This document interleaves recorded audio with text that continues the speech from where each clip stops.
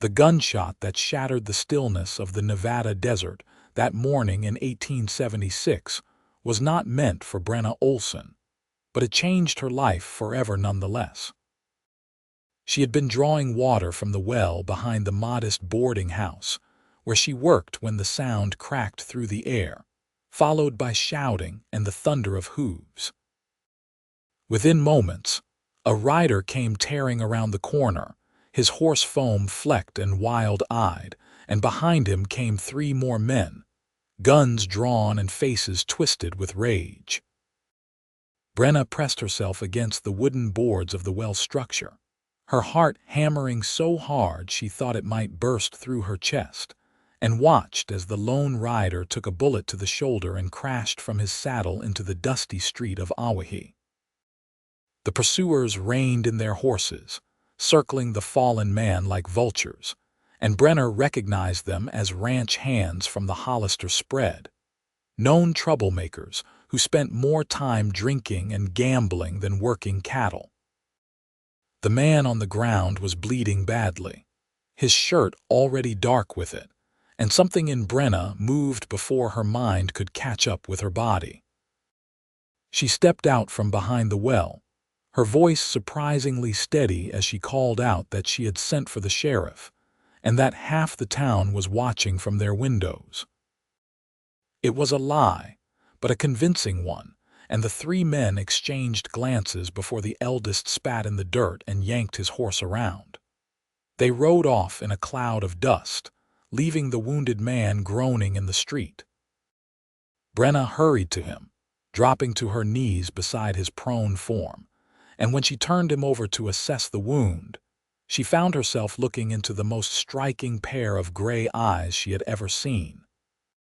They were clouded with pain but alert, intelligent, and they fixed on her face with an intensity that made her breath catch. The man was perhaps 25 or 26, with dark hair that curled slightly at his collar and a face that might have been handsome if not for the pain etched across it. He tried to speak, managed only a rough whisper that she could not quite make out, and then his eyes rolled back and he went limp in her arms. She got him inside somehow, half dragging and half carrying him with the help of Mrs. Patterson, the elderly woman who ran the boarding house. They laid him on the narrow bed in the back room that Brenna called her own, and she set about cleaning and bandaging the wound with the basic supplies they kept on hand. The bullet had gone clean through the meat of his shoulder, missing bone and major vessels by what seemed like divine providence, and while he had lost blood, she thought he would live if infection did not set in. Mrs. Patterson wrung her hands and muttered about trouble and the law, but Brenna ignored her, focused entirely on the stranger whose life now seemed to rest in her capable hands. He woke 3 hours later, just as the afternoon sun was beginning its descent toward the western mountains. Brenna was sitting beside the bed, sewing a tear in one of her only 2 dresses, and when his eyes opened, she set the needle aside and reached for the cup of water she had kept ready. She helped him drink, her hand steady under his head, and when he had taken his fill, he studied her face for a long moment before speaking. "You saved my life," he said, and his voice was deeper than she had expected, rough with thirst and pain but carrying an unmistakable strength beneath it. "Those men would have finished me if you had not stepped in. I could not stand by and watch murder happen in the street," Brenna replied simply, though her heart was beating fast again under his gaze. "What did you do to earn their anger?" A shadow crossed his face. "I caught them rustling cattle from the property I work, tried to turn them into their boss, but they got wind of it and came after me before I could reach the ranch house." He paused, then added, "Name is Isaac Pruitt. I am in your debt, Miss Brenna Olsen," she said. "And you owe me nothing beyond getting well and staying out of further trouble." Over the following days, Isaac did indeed get well, though not without difficulty. Fever set in on the 2nd night, and Brenna sat up with him through the long hours of darkness, changing cool cloths on his forehead and trickling water between his lips when he would take it. He thrashed and muttered in his delirium, fragments of things she could not piece together, names and places that meant nothing to her. When the fever finally broke as dawn light crept through the single window, he opened his eyes to find her slumped in the chair beside him, exhausted but vigilant, and something shifted in his expression that she could not quite read. As his strength returned, they talked. Isaac was a ranch hand, had been working cattle since he was 15 years old, drifting from spread to spread across Nevada and California. He had no family left, his parents dead of cholera when he was 17, and his only brother killed in a mining accident 3 years past. He was thoughtful and well-spoken in a way that surprised her, and he had a dry sense of humor that emerged as he felt better, making her laugh despite herself at his observations about Mrs. Patterson's cooking and the way the boarding house cat watched him like it was waiting for him to die so it could have the bed. Brenna told him less about herself, but he was perceptive and drew things out of her with careful questions. She had come to Awahi 2 years ago from Colorado, fleeing circumstances she did not elaborate on, and had been working at the boarding house ever since. She was 22 years old, had no family that she spoke of, and spent her free time reading the tattered books that various boarders left behind and walking in the scrubland beyond town when the heat was not too oppressive. There was a loneliness in her that Isaac recognized, a fundamental isolation that matched his own, and he found himself drawn to her in ways that went beyond gratitude. On the 6th day after the shooting, Isaac was well enough to sit up and take solid food, and that evening the sheriff finally came calling. He was a heavy-set man named Morrison, who had a reputation for being more interested in keeping the peace than in pursuing justice, and he listened to Isaac's account of the rustling with a skeptical expression that made Brenna's jaw tighten with anger. When Isaac finished, Morrison scratched his chin and said he would look into it, but his tone suggested he had no intention of doing any such thing. After he left, Isaac sat on the edge of the bed with his good hand clenched into a fist, frustration radiating from him in waves. "They will get away with it," he said flatly. "The Hollister Ranch has money and influence and I am nobody, just another drifter." "That does not make what happened to you right," Brenna said, and there was heat in her voice that surprised them both. "You nearly died, and would have if not for you." Isaac looked at her then, really looked at her, and his expression softened. "Why did you do it, Brenna? You did not know me. You put yourself at risk." She was silent for a moment, struggling to articulate something she did not fully understand herself. "I have stood by and done nothing before," she finally said, her voice quiet.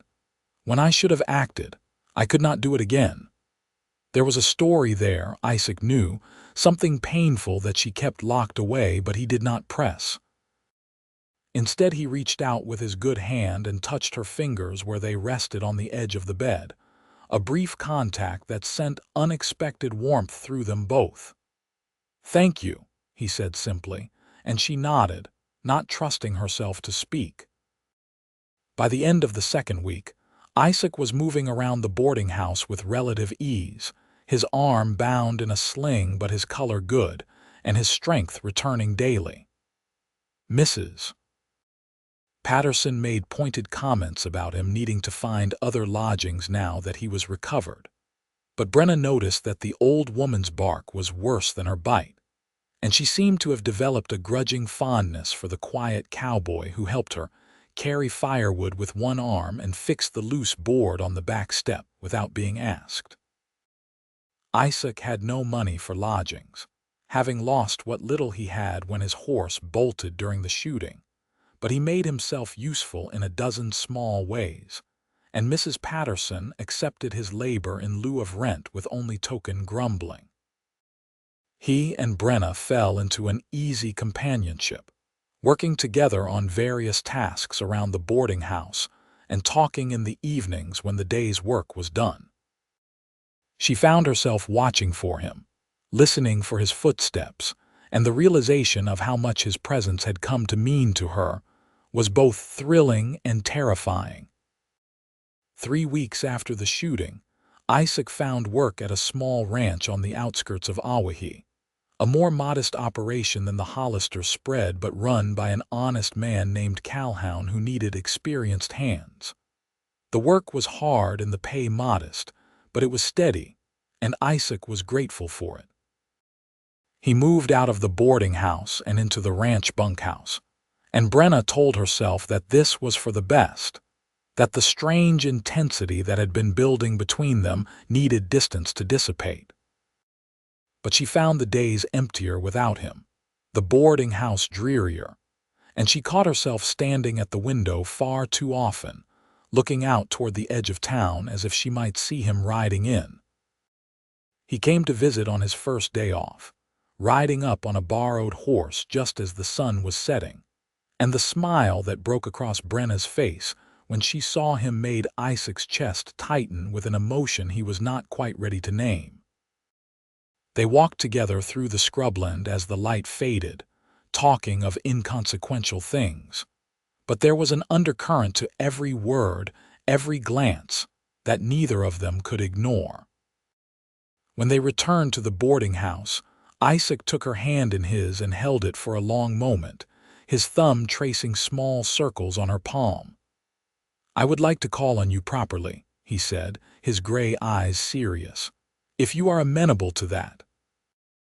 Brenna's heart leapt, but on its heels came a wave of anxiety so strong it nearly choked her. "Isaac," she began, then stopped, not knowing how to continue. "What is it?" His voice was gentle, concerned. "If you do not wish it, just say so. I will not trouble you. It is not that."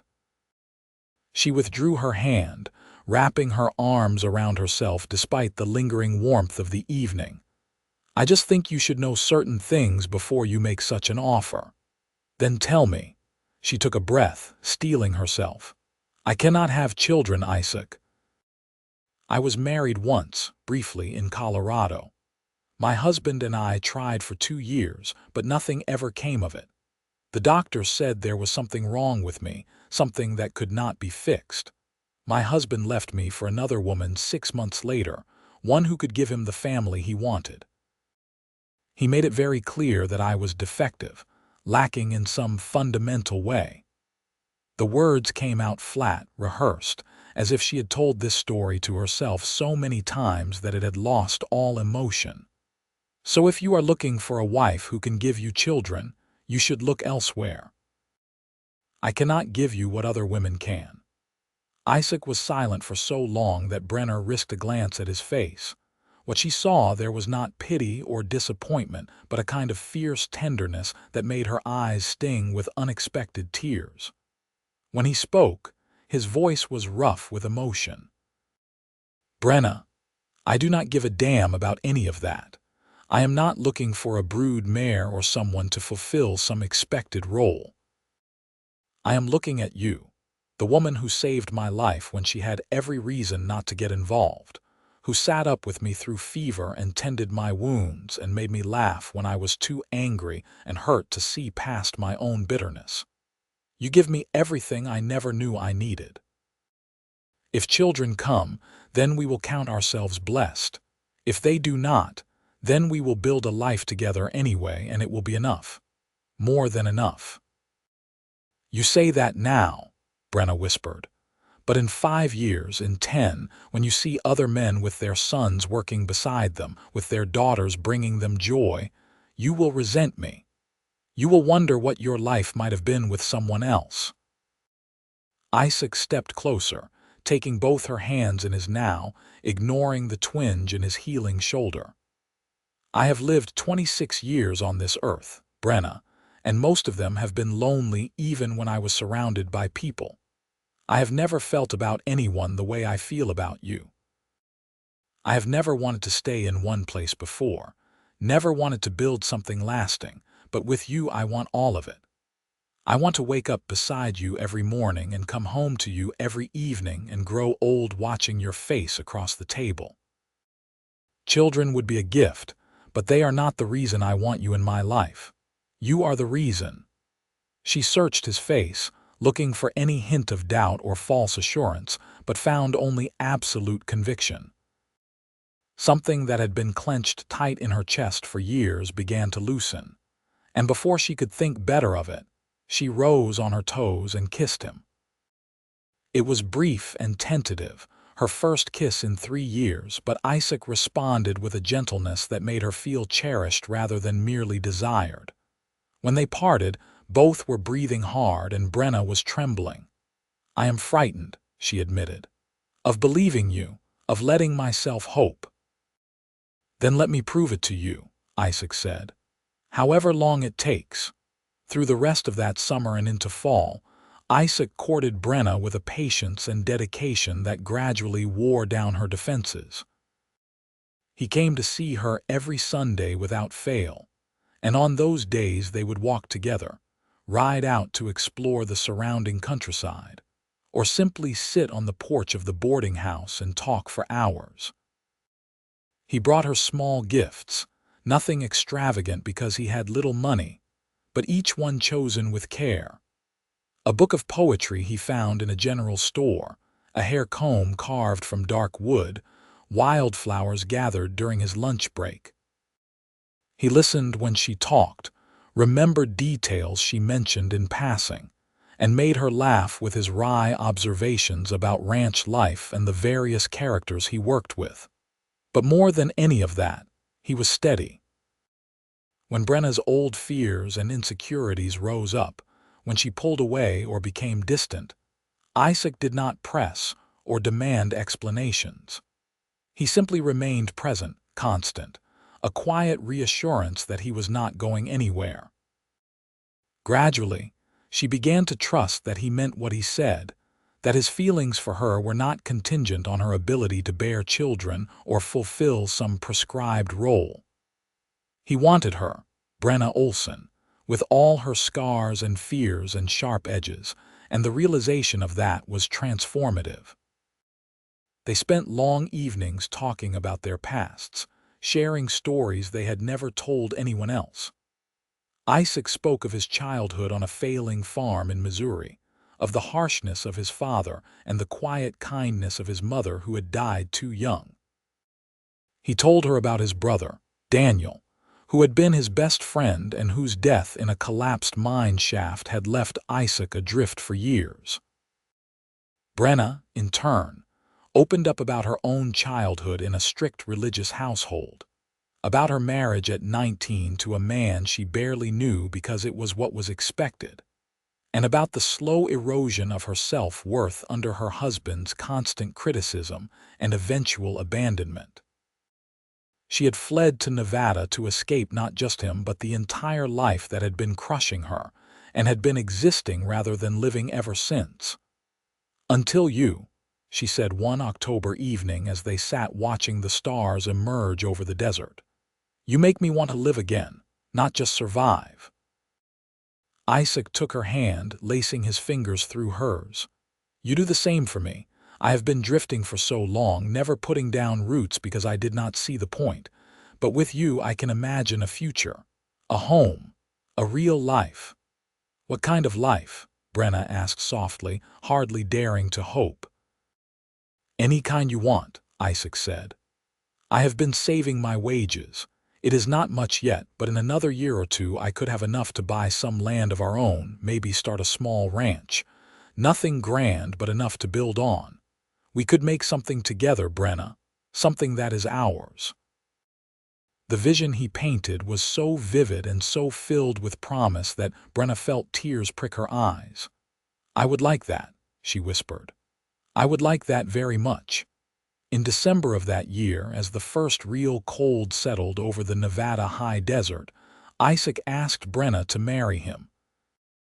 He did it without fanfare or grand gestures, simply taking her hand one evening as they stood outside the boarding house and asking if she would consent to be his wife. He had no ring to offer, Nothing but himself and his steadfast devotion, but it was enough, more than enough. Brenna said yes, and when he kissed her this time there was joy in it, pure and uncomplicated, and she let herself believe in the possibility of happiness. They were married in January of 1877 in a brief ceremony at the small church in Awahi, with Mrs. Patterson and a few of Isaac's fellow ranch hands as witnesses. Brenna wore a simple dress she had made herself from fabric Isaac had bought her, and she carried a small bunch of dried wildflowers because nothing fresh bloomed in the winter desert. But she felt beautiful under Isaac's gaze, cherished and wanted, and when he said his vows his voice was strong and certain, leaving no room for doubt. They had no money for a wedding trip, so they spent their first night as husband and wife in the small room Isaac rented in town, one he had moved to from the bunkhouse in preparation for their marriage. It was modest but clean, with a real bed and a stove and a window that looked out toward the mountains. Isaac was gentle with Brenna, patient in ways her first husband had never been, and if she cried afterward, it was from relief and release rather than sorrow. She had been so afraid that this part of marriage would be as fraught and disappointing as it had been before, but with Isaac it was different. Everything was different. They settled into married life with surprising ease. Brenna continued working at the boarding house for the time being because they needed her income, and Isaac kept his position at the Calhoun Ranch. Their time together was limited to evenings and Sundays, but they made the most of it, cooking simple meals together in their small room and talking long into the night about their hopes and plans for the future. Isaac was methodical about saving money, and Brenna proved to have a sharp head for figures, keeping careful track of their finances and finding ways to stretch every dollar. Spring came, bringing with it the brutal beauty of the desert in bloom, and Brenna realized she had never been happier. She woke each morning beside her husband, felt his arm around her waist and his breath warm against her neck, and marveled at how much her life had changed in the span of a year. The old fears still surfaced sometimes, particularly when she saw other women in town with their children, but Isaac's unwavering devotion helped quiet those voices. He loved her exactly as she was, and gradually she was learning to believe that was enough. In June, one of the older ranch hands at the Calhoun spread decided to return east to live with his daughter, and he offered to sell Isaac his small piece of property on the edge of the ranch land. It was only 20 acres, but it had water access and a decent stand of grazing land, and the price was more than fair. Isaac and Brenna emptied their savings to make the purchase, and suddenly they were landowners, a concept so foreign to both of them that they could hardly believe it. The property had no buildings except a dilapidated lean-to that had been used for equipment storage, but it was theirs, and it represented the beginning of the future they had been dreaming about. They spent every spare moment on their land that summer and fall, working to clear brush and repair fences and plan where they would eventually build a house. Mr. Calhoun gave Isaac permission to run a few head of cattle on the property in exchange for a portion of any calves born. And slowly, incrementally, they began to build something real. It was exhausting work, and there were times when Brenna wondered if they were being foolish, trying to carve out a life from such harsh and unforgiving land. But then she would catch Isaac's eye across a shared task, see the determination and hope there, and she would find her own courage renewed. Late in September, a traveling doctor came through Awahi, and Mrs. Patterson convinced Brenna to see him about a persistent cough she had developed. Brenna went reluctantly, expecting to be told it was nothing serious, but the examination turned up something unexpected.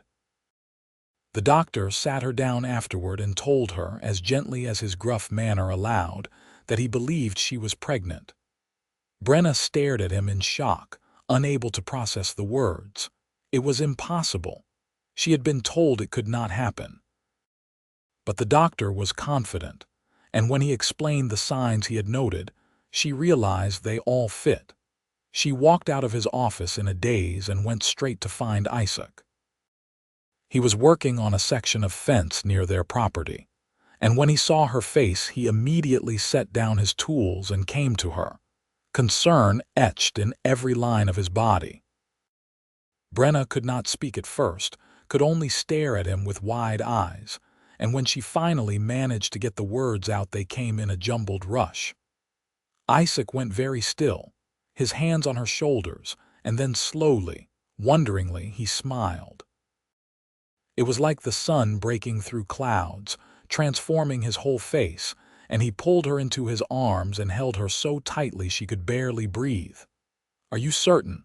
he asked when he finally released her enough to speak. "The doctor seems confident." "Isaac, I do not understand. They told me it could not happen. Maybe that doctor was wrong, or maybe this is just meant to be." He cupped her face in his hands, his gray eyes bright with emotion. "How do you feel about it? I know we had made peace with the idea that we might not have children." Brenna took inventory of herself, trying to sort through the tangle of emotions. There was fear, certainly, because pregnancy and childbirth were dangerous, and because she had no idea how to be a mother. But underneath that was a deep, resonant joy that she had not expected. "I am frightened," she admitted, "but I am happy too, so happy, Isaac." "Then so am I." He kissed her then deeply, and when they parted both had tears on their cheeks. The pregnancy was not easy. Brenna struggled with sickness in the early months that left her exhausted and unable to keep food down, and Mrs. Patterson clucked over her like a worried hen, preparing bland meals and insisting she rest more. Isaac was protective to the point of being overbearing, trying to prevent her from doing any sort of physical labor, and they had their first real argument when she snapped at him that she was pregnant, not made of glass. But underneath, the friction was profound tenderness, and they learned to navigate this new reality together, adjusting expectations and supporting each other through the difficulties. As Brenna's body changed, so did her understanding of herself. She had internalized so much shame and inadequacy around her supposed inability to conceive that discovering she could had forced her to re-examine everything she had believed about her own worth. The realization that her first husband had been wrong, that the doctor who had pronounced her barren had been wrong, was both liberating and infuriating. She had wasted years believing she was fundamentally broken, and the waste of that made her angry in ways she had not anticipated. Isaac, perceptive as always, recognized her struggle and gave her space to work through it. They talked long into many nights about worth and identity, and the lies people tell themselves and each other. He shared his own struggles with feeling adrift and purposeless after his brother's death, how he had believed he was meant to just wander until he died without ever mattering to anyone. Meeting Brenna had changed that, given him a reason to stay and build and invest in tomorrow, and he wanted her to know that her value to him had never been contingent on her ability to give him children. "You saved my life in more ways than one," he told her one night as they lay together in the darkness, his hand resting on the small swell of her belly. "Before you, I was just existing, going through motions. You gave me purpose, hope, a future worth working toward. This baby is a gift, but you were the gift first. Do not ever forget that." Winter came early that year, bringing bitter cold and several snowstorms that blanketed the high desert in white. Travel became difficult, and Brenna and Isaac found themselves essentially confined to town for weeks at a time. They used the forced stillness to plan and prepare, making what baby clothes and supplies they could afford and discussing names late into the evening. Isaac was hoping for a son, though he swore he would be just as happy with a daughter, and Brenna found herself not caring either way as long as the baby was healthy, and she survived the birth. The birth itself came in March of 1878, on a night when a late winter storm howled outside and made the walls of their small rented room shudder. Mrs. Patterson served as midwife, having attended dozens of births over her long life, and she proved as competent and unflappable as Brenna had hoped. The labor was long and difficult, stretching through the night and into the following day, and there were moments when Brenna was certain she would not survive it. But Isaac stayed with her throughout, holding her hand and wiping her brow and telling her she could do this. She was the strongest person he knew, and eventually, finally, the baby came. A son. They named him Daniel, after Isaac's brother, and when the midwife placed the squalling, red-faced infant in Brenna's arms, she felt something break open in her chest, a rush of love so fierce it was almost frightening. Isaac knelt beside the bed, touching the baby's tiny hand with one finger, his face a study in wonder and joy, and Brenna knew she would remember this moment for the rest of her life. All the pain and fear of the past years receded in the face of this small, perfect person they had created together. The first months of parenthood were a blur of exhaustion and adjustment. Daniel was a colicky baby who cried for hours at a time, and both Brenna and Isaac walked the floors with him night after night, taking turns when the other was too tired to function. Brenna had to stop working at the boarding house, at least for the time being, which meant they were living entirely on Isaac's wages, and money was tighter than it had ever been. But somehow they made it work, scraping by and supporting each other through the difficult early days, and gradually the baby began to settle into a more predictable routine. By the time Daniel was 6 months old, they were finally able to turn their attention back to their land and the long-delayed dream of building a house. Isaac worked with several of his fellow ranch hands during their time off, and together they erected a small but solid structure, just 4 rooms but well built and with a good roof that would keep out the elements. It was not much, but it was theirs, and when they moved in that fall, Brenna stood in the center of the main room with Daniel on her hip and felt a contentment so deep it brought tears to her eyes. They were home. Really, truly home in a way neither of them had ever been before. The little house on their 20 acres became the center of their world, and they poured their energy into making it not just livable but comfortable. Brenna planted a garden the following spring, coaxing vegetables from the reluctant soil with determination and careful husbandry. Isaac gradually expanded their cattle operation, trading work and favors for additional head and building their small herd. It was hard, often frustrating work, and there were setbacks and disappointments, but they faced each challenge together and somehow always found a way through. Daniel grew from an infant to a toddler, a sturdy boy with his father's gray eyes and his mother's determination. He was curious about everything, constantly getting into mischief, and both parents delighted in him even as they exhausted themselves trying to keep up with his boundless energy. Brenna discovered she loved being a mother in ways she had never anticipated, finding joy in the small moments and milestones that marked her son's development. Isaac was a devoted father, patient and playful in ways that made Brenna fall in love with him all over again. When Daniel was 2 years old, Brenna discovered she was pregnant again.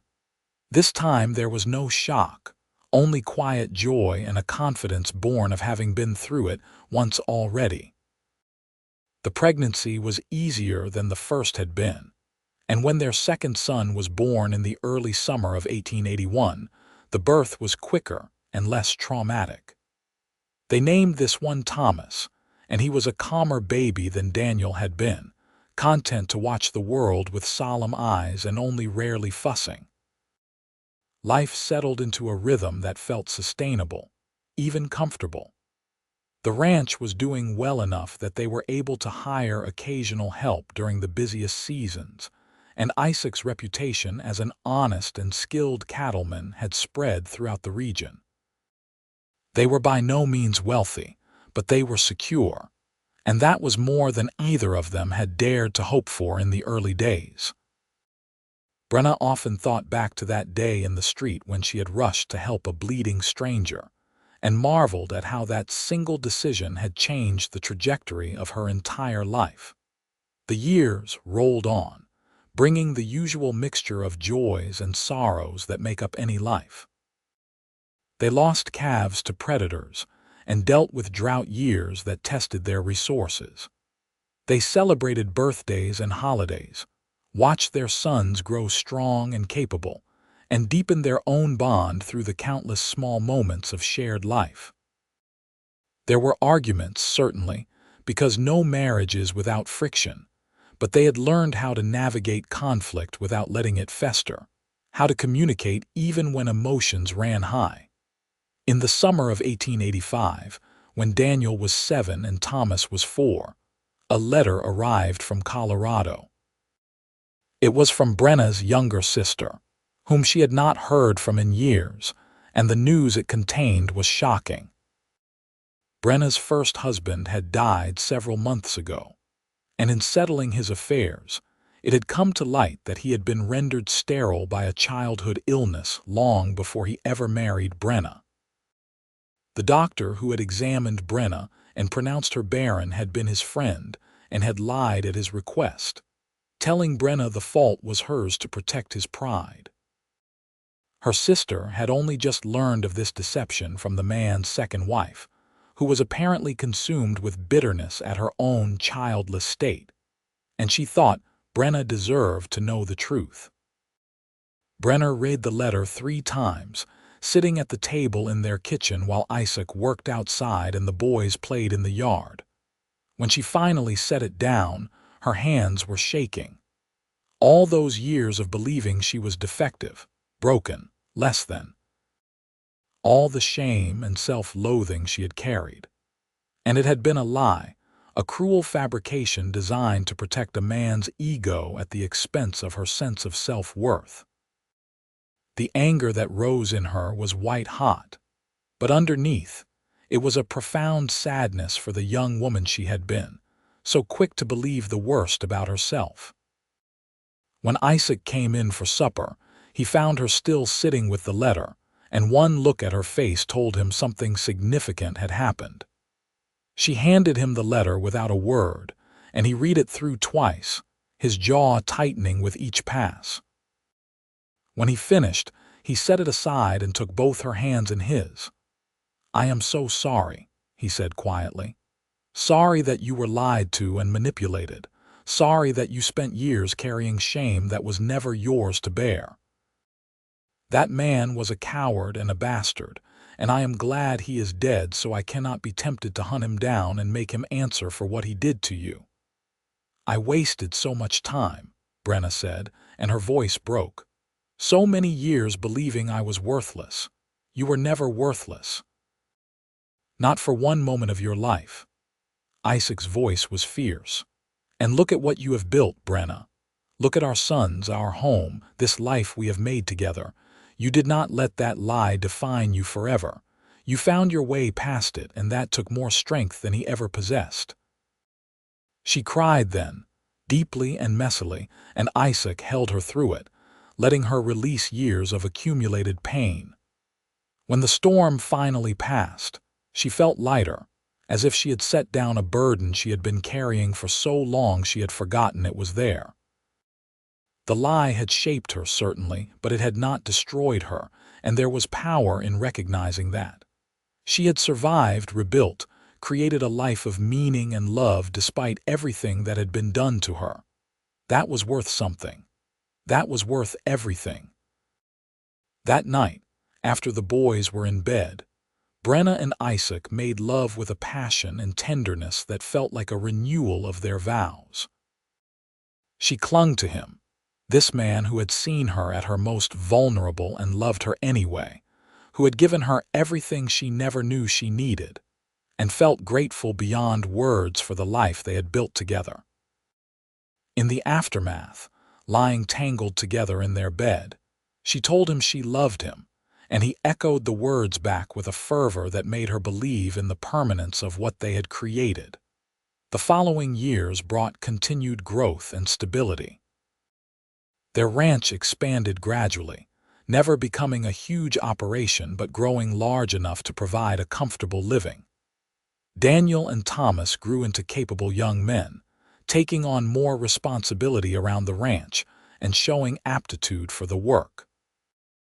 Brenda's garden flourished, providing not just food for their family but surplus she could sell or trade in town.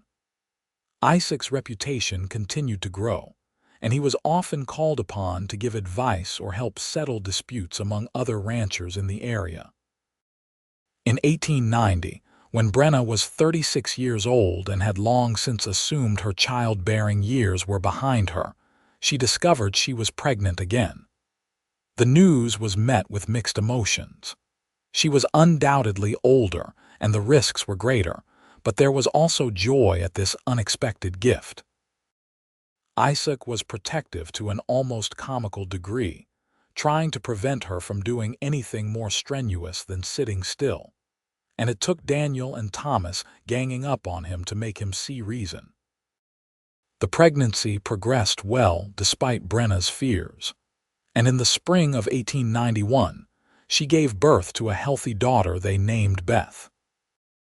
The arrival of a girl after 2 sons delighted everyone, particularly the boys, who were fiercely protective of their baby sister from the moment she entered the world. Beth was a sunny-natured child, quick to laugh and adventurous in ways that kept her parents constantly on their toes. She adored her older brothers, toddling after them as soon as she could walk and insisting on being included in whatever they were doing.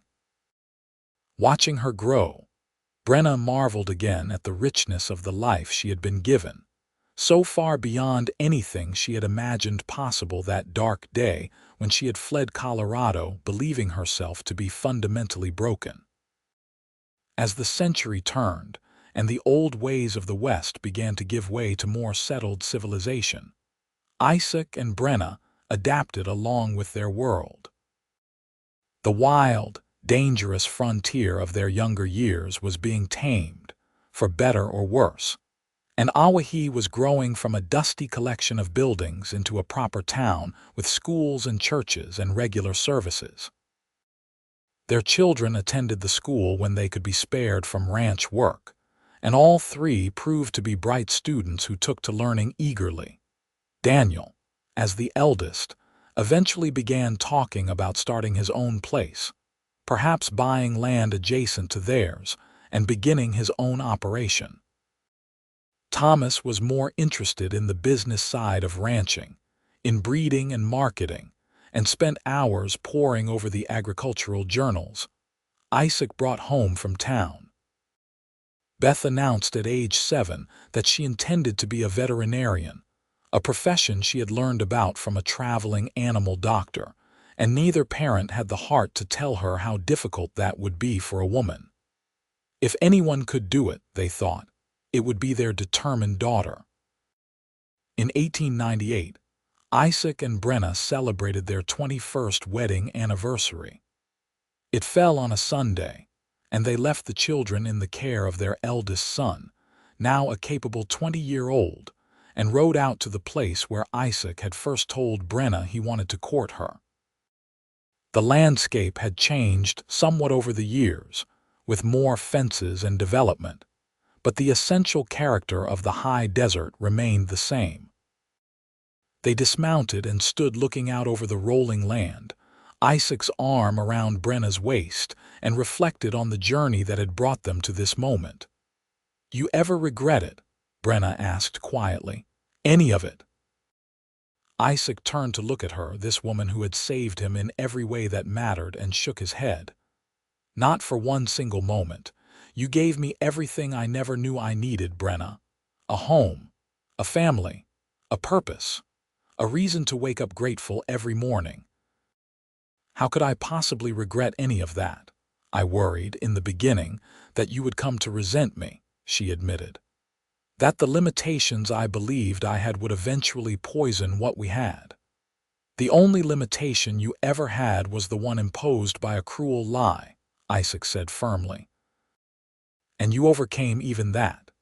You are the strongest, most resilient person I have ever known, and I have been honored to build this life alongside you." Brenna leaned into him, feeling the solid warmth of his body against hers, and thought about the scared, wounded woman she had been when she first came to Awahi. That woman would not recognize the person she had become, confident and capable and surrounded by love. Isaac had been right all those years ago. She had given him everything he never knew he needed, but he had done the same for her. They had saved each other, built something beautiful and lasting from the wreckage of their separate pasts, and that was a kind of miracle. As they rode back to the ranch in the golden light of late afternoon, Brenna felt a deep sense of peace.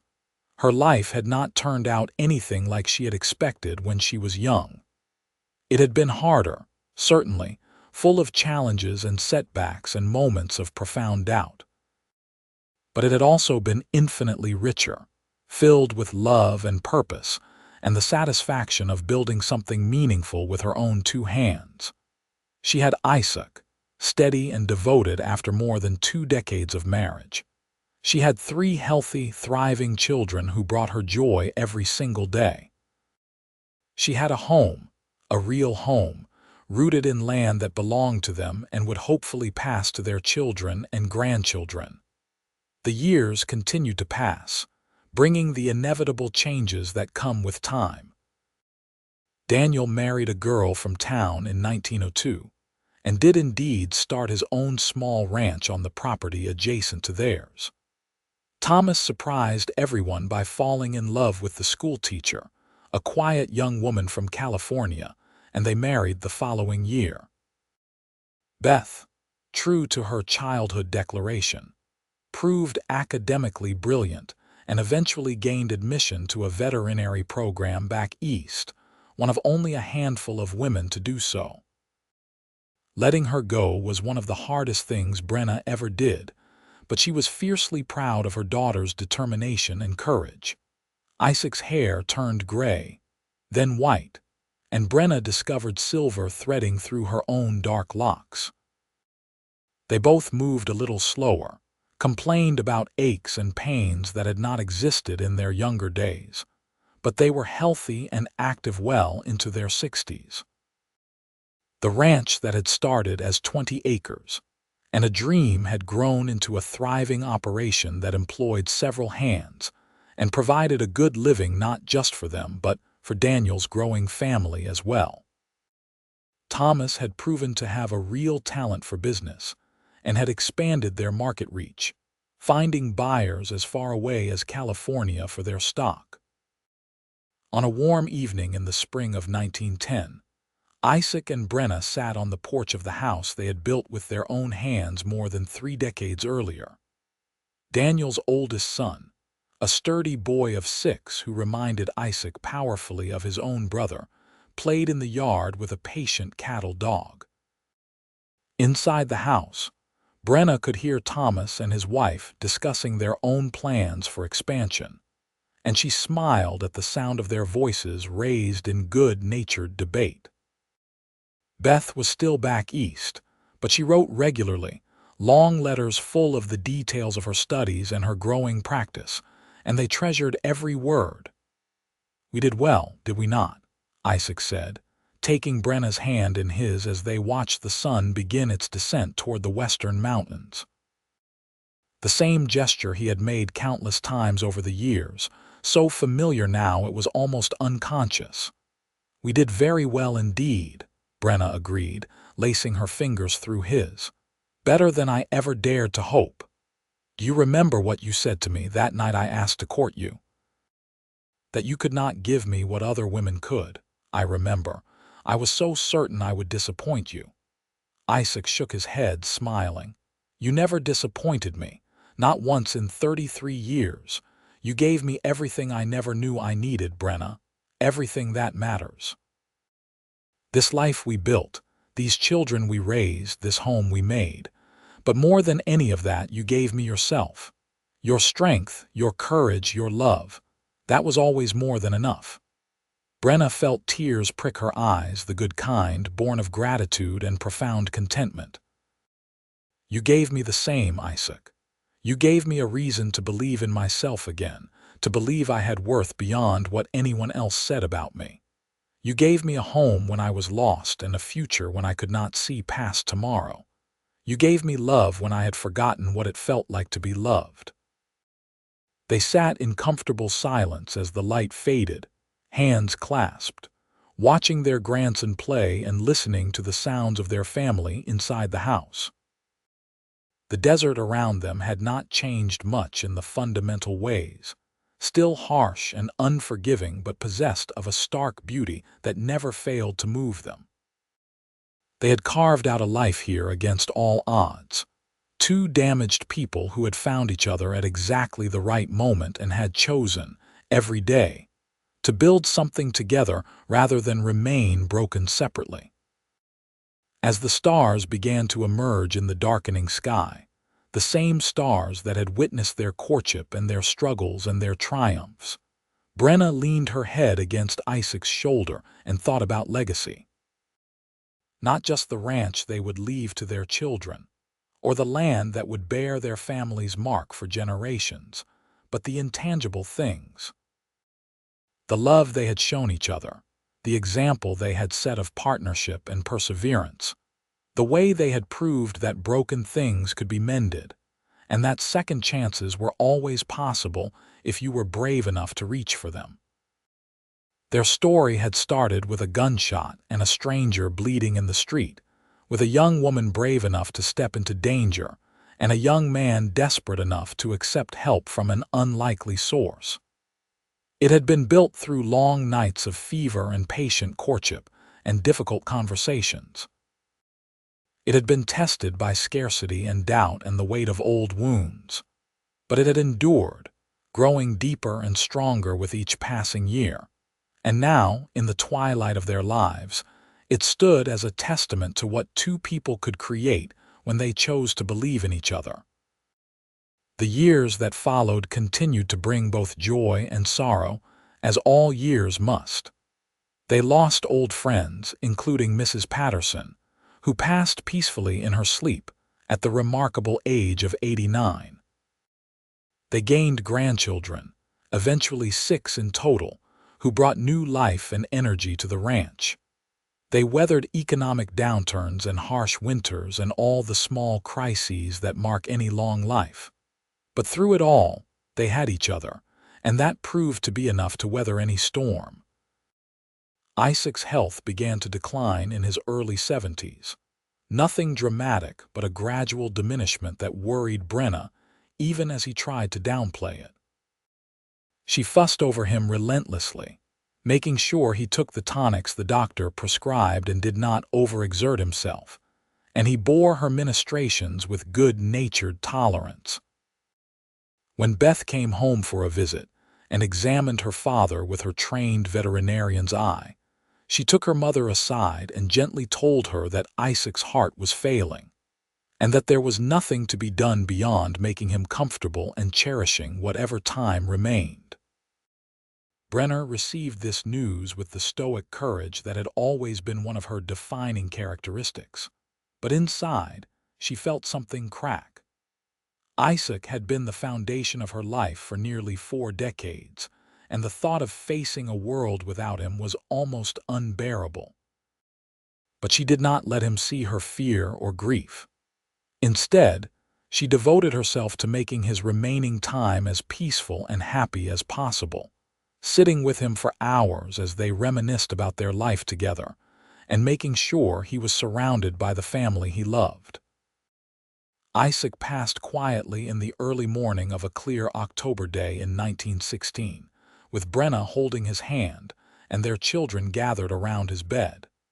His last words were to her, a whispered repetition of what he had told her so many times over the years. "You gave me everything I needed." And then he was gone, slipping away as gently as a man could ask for, leaving behind a legacy of love and hard work and unshakable integrity. Brenna grieved deeply, as was only natural after losing the partner who had been at her side for nearly 40 years. But she did not break. She had learned too much strength over the years, had built too solid a foundation within herself, to crumble even under this devastating loss. She was surrounded by family who loved her, by children and grandchildren who bore Isaac's mark in their faces and their characters, and she found comfort in that continuity. The ranch continued to operate under Daniel and Thomas's capable management, and Brenna remained involved in its operations for several more years, her advice and experience still valued. As she moved through her 70s and into her 80s, Brenna became a kind of matriarch, the keeper of family stories and the living link to the wild, hard early days of Awahi. She told her grandchildren about the town as it had been when she first arrived, about the day she had saved their grandfather's life, and how that single act of courage had set the course for everything that followed. She wanted them to understand that their comfortable present had been built through sacrifice and determination, through people choosing to be brave even when they were frightened, to be kind even when it would have been easier to look away. Beth, who never married but built a successful veterinary practice that eventually included several partners, came home often to visit her mother. She brought with her stories of the changing world beyond Nevada, of automobiles and airplanes and technologies that seemed like something from a fantasy novel to Brenna's pioneer sensibilities. But she also brought love and attention, and the two women would sit together for hours, talking of everything and nothing, the bond between them deep and unshakable. Brenna lived to see the end of World War I, the advent of the Jazz Age, and the beginning of the Great Depression. She watched the West transform from the rough frontier of her youth into something more civilized and settled, and she had mixed feelings about that transformation. There had been a kind of freedom in the old days, a sense of possibility and vastness that seemed diminished in the more ordered modern world. But there was also safety now, security, opportunities her grandchildren took for granted that would have been unimaginable when she was young. Progress was complicated, she thought, always a mixture of gain and loss. On a spring morning in 1932, Brenna Olsen Pruitt passed away in her sleep at the age of 78. She had been in declining health for several months, but she had remained lucid and engaged until very near the end, still offering opinions on ranch operations and enjoying visits from her extensive family.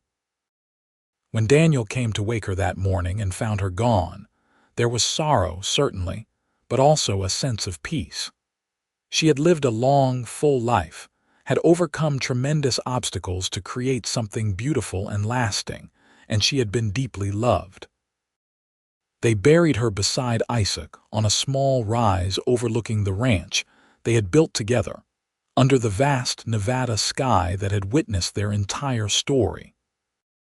All three of her children were there, along with 6 grandchildren and a growing number of great-grandchildren, and every one of them carried forward some piece of the legacy she and Isaac had created.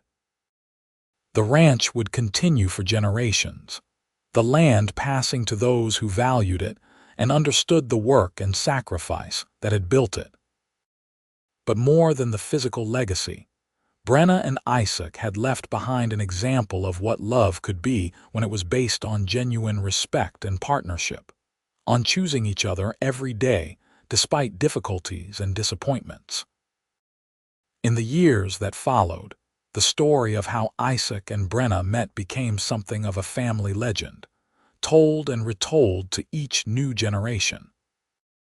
It was a story about courage, about a woman who intervened when she saw injustice despite the risk to herself, and a man who recognized in her the partner he had been searching for without knowing it. It was a story about overcoming lies and limitations, about building something meaningful from almost nothing, about love that endured through decades and deepened with time rather than fading.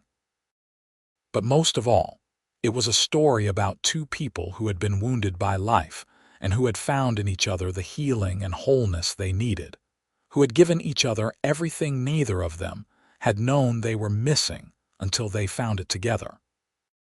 The ranch still stood decades later. The house Isaac had built with his own hands, renovated and expanded, but still fundamentally the same structure, still sheltering the descendants of the family that had been born from that chance encounter in a dusty street in 1876. The land still bore the mark of their careful stewardship, and the values they had instilled in their children continued to echo down through the generations. And sometimes, when the light hit just right in the evening, when the desert bloomed briefly after rare rains, when the wind carried the scent of sage and possibility, those who lived there still could feel the presence of the two people who had started it all, whose love had been the foundation upon which everything else was built. Brenna had worried, all those years ago, that she could not give Isaac what other women could, that her perceived brokenness would be an insurmountable barrier to happiness. But Isaac had been right when he assured her that she gave him everything he never knew he needed. Not children, though those came as an unexpected blessing, but something far more fundamental. A reason to put down roots, a partner who matched his own strength and determination, a love that transformed both of them into better versions of themselves. They had saved each other in the end, two broken pieces that fit together to make something whole and beautiful and enduring. Their story became part of the fabric of Awahi itself, woven into the history of the town and the region. When people spoke of the early days, of the pioneers who had carved civilization from the unforgiving desert, the names Brenna and Isaac Pruitt were always mentioned with respect and a kind of reverence. They had been the sort of people the West needed, tough and resilient but also capable of great tenderness, willing to work until their hands bled but never losing sight of what really mattered. They had built not just a ranch, but a legacy of love and integrity that continued to inspire long after they were gone. And so the story ended where it began, with an act of courage that changed two lives forever, with a chance meeting that proved to be destiny, with love that was powerful enough to overcome doubt and fear, and all the obstacles life could throw at it.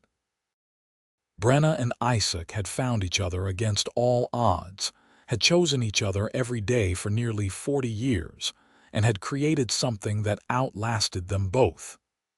In the end, what more could anyone ask for than that? They had lived fully, loved deeply, and left behind a legacy that would continue for generations. That was everything that mattered. That was more than enough.